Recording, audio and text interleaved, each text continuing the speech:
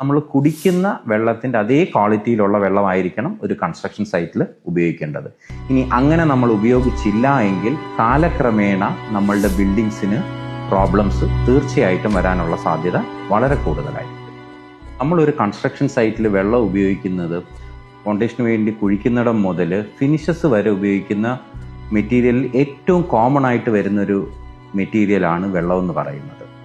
നമുക്ക് ഒരു construction site ഉണ്ടെങ്കിൽ ആദ്യം നോക്കേണ്ടത് ആ വെള്ളത്തിൻ്റെ സോഴ്സ് എന്താണെന്ന് നോക്കണം. അത് കിണറ്റിലെ വെള്ളമാകാം, ബോർവെല്ലിലെ വെള്ളമാകാം. ഈ വെള്ളം നമ്മൾ ആദ്യം ടെസ്റ്റ് ചെയ്യണം.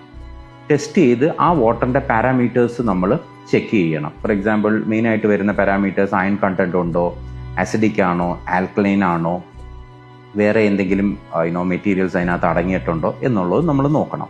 ആ ടെസ്റ്റ് റിസൾട്ടിൻ്റെ ബേസിസിൽ അത് അക്സെപ്റ്റബിൾ ലിമിറ്റ്സിലാണെങ്കിൽ ഓക്കെ, ആ വെള്ളം നമുക്ക് കൺസ്ട്രക്ഷന് ഉപയോഗിക്കാം.